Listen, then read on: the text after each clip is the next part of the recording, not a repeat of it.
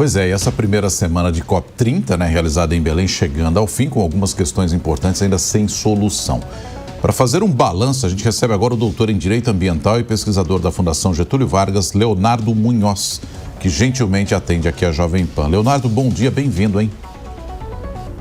Bom dia, pessoal. Um prazer estar aqui com vocês. Semana que foi marcada, Leonardo, também por alguns protestos, Nós tivemos protestos no começo da semana, ontem também, de indígenas, no começo da semana também de pessoas ligadas à área da saúde. Tivemos até um puxão de orelhas também da ONU em relação à estrutura e outros itens de segurança também para com o governo brasileiro, que foi prontamente respondido, e também alguns impasses. O que dá para a gente trazer aqui de primeira semana, então, da COP, a partir desses elementos? É um saldo que a gente pode considerar positivo ou ainda em andamento?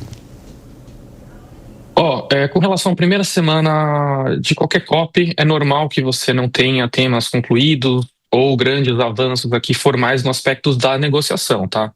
Então, lembrar que a COP aqui ela é um evento que tem tanto a negociação, como também tem toda uma parte paralela de side events, que aqui é o setor privado, o terceiro setor, a academia. Isso você vê com uma agenda bem pujante. Com relação às negociações da COP em si, a COP de fato, aqui a COP30, com relação a COPs passadas, como a 29 e a 28, para a primeira semana ela deixou abaixo do esperado, digamos assim, muitos temas travados, tá? Aqui com relação a dois principais, a questão de adaptação global, que aqui os países não estão se encontrando, principalmente países desenvolvidos e países em desenvolvimento, sobre o que precisa fazer para atingir essas metas de adaptação global, que são super importantes, e principalmente aqui quanto aos indicadores e financiamento dessas partes de adaptação. Países desenvolvidos querem indicadores que comprovem que países em desenvolvimento estão fazendo algo. País em desenvolvimento quer o financiamento antes de estabelecimento de indicadores. Então fica essa discussão assim, você paga eu faço, ou se você não pagar eu não faço. Então eles ficam nessa discussão. Outro ponto aqui travado também da negociação com relação ao artigo 6 do Acordo de Paris, o famoso mecanismo global aqui, de troca de itmos, troca de crédito de carbono, com precisamente o artigo 6.4, seria uma substituição de forma assim semelhante ao protocolo de Kyoto, aquele mecanismo global, de financiamento de projetos de redução de emissões por meio de créditos. E aqui você tem um órgão que chama órgão supervisor do artigo 6.4, que precisa criar o board dele, Como é que ele vai funcionar, como ele vai ser composto, para que você aprove metodologias, ter o processo decisório. E você tem um travamento total dessa agenda também. Então, muito complicadas as negociações. Vamos esperar agora, na segunda semana, você tem uma tendência de que entre numa parte mais política, digamos assim. Política eu digo no sentido de que ministros, secretários tendam a atender a reunião e as decisões começam a tomar um caráter mais top-down. Então aí você tenta, de fato, resolver os problemas. Mas a COP30, por enquanto, para a primeira semana, não teve efeitos concretos nenhum. Agora, Leonardo, bom dia, bem-vindo, obrigada por falar aqui com o Jornal da Manhã. Pensando já então na agenda agora dessa próxima semana, tem a chegada de muitos ministros, a gente comentava aqui que o próprio presidente Lula pode voltar à cúpula para reforçar essas negociações. Isso pode ajudar a destravar, então, o que ficou travado nessa primeira semana e engrenar as negociações? A tendência é que sim, porque quando você vem numa tomada de decisão top-down aqui do Brasil e de outros países, a negociação fica mais num aspecto direto bilateral, em quem as pessoas de maior concentração de poder dentro de cada país.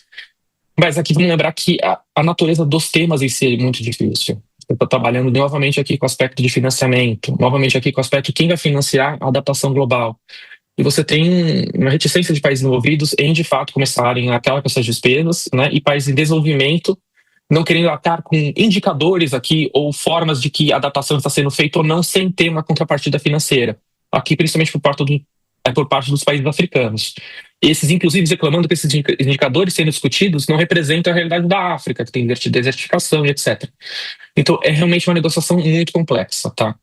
Do ponto de vista brasileiro, o Brasil está tendo aqui a sede da COP, o país responsável, então ele tem uma função aqui também de tentar criar pontes, de ser um mediador aqui, mas dessas pontes, pelo visto, não estão sendo feitas e teve todos os problemas da semana agora anterior que vocês comentaram, de protesto, problema de segurança, esse ligeiro atrito com o secretariado da ONU.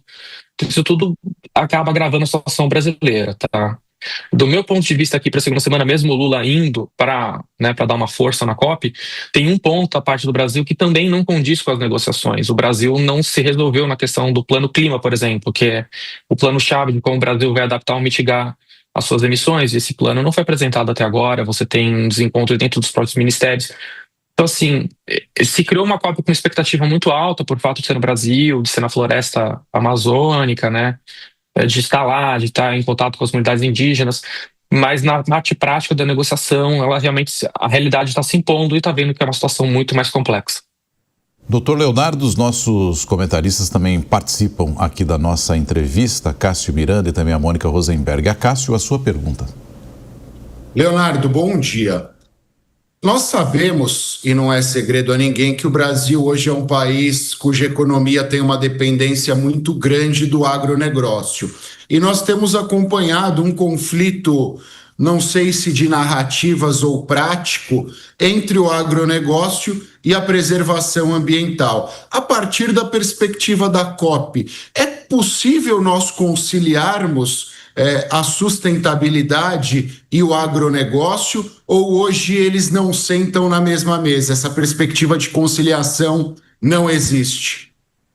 Muito boa pergunta. Eu acho que nessa COP é a COP que a gente tem mais oportunidade de união do agronegócio, da agricultura sustentável com mitigação das mudanças climáticas. Porque a gente tem na COP, né, que apareceu desde a COP 27, foi ganhando tração, e agora somente com a COP 30, a plataforma Sharm el Sheikh, que é uma plataforma, né, que é um tema de discussão oficial da COP do clima, que se discute a agricultura sustentável, a agropecuária sustentável, como solução alternativa à mitigação das mudanças climáticas. Então tem todo um processo, inclusive aqui do Brasil, né, que agora tem o fórum que foi criado aqui, né, sobre o papel da agricultura, da agropecuária de clima tropical como solução de mitigação das mudanças climáticas. O Brasil apresentou sua submissão na plataforma Sharm el Sheikh, que é uma plataforma online que os países estão apresentando, né, suas formas de como lidar com a agricultura sustentável para que isso ganhe tração.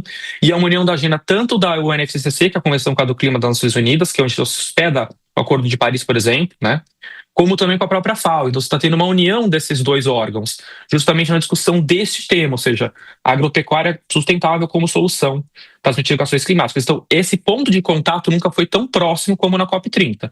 Isso de fato está sendo uma parte positiva desse ano.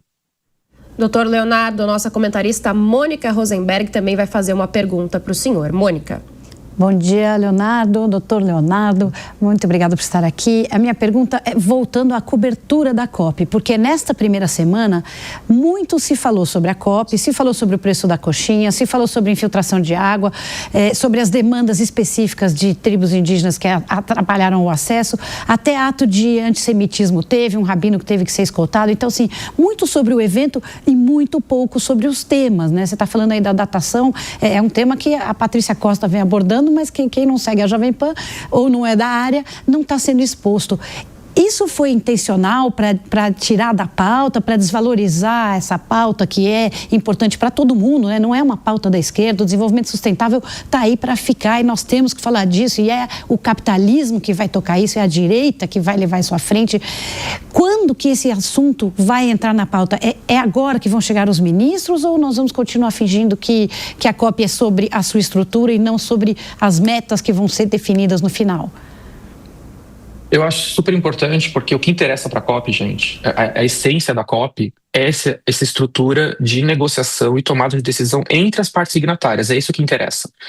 Toda a estrutura que foi construída ao redor disso, como side event, eventos, as culturais, isso é acessório à parte principal. Nessa primeira semana você teve muita atenção nos acessórios aqui. Então, side event, as empresas se organizando. Não que isso não seja ruim, é bom, entendeu? Principalmente o setor privado se organizar nos side events, terceiro setor, faz parte, mas a essência da COP é as negociações, são esses temas previstos oficialmente na agenda. E aqui tem um problema que é um tema muito complexo, né? É difícil de uma pessoa ler e entender o que está acontecendo. Mas aqui, como na primeira semana é difícil que essas decisões sejam tomadas, né, logo de cara, então é um processo que vai cozinhando, né, para você tomar uma decisão no final, grande chance de haver prorrogação de dias, né, como teve nas COPs anteriores. A tendência é que esse assunto da negociação em si entre mais na pauta da agenda da mídia nessa segunda semana. E na primeira semana aqui também, infelizmente, teve o que você comentou, que foi, né, essas ocorrências aí com relação ao ar-condicionado, infraestrutura, protesto. Então, isso querendo não acaba roubando o espaço na pauta que deveria ser tratada para negociação. Vamos torcer aqui para agora, na segunda semana, a gente ter uma evolução da agenda que de fato seja demonstrada para o público em geral. Nós conversamos aqui no Jornal da Manhã com o doutor em Direito Ambiental e pesquisador da Fundação Getúlio Vargas, Leonardo Munhoz, a respeito da primeira semana de COP30. Leonardo, muito obrigado pela gentileza. Bom fim de semana, hein? Muito obrigado, gente. Bom final de semana. Até mais.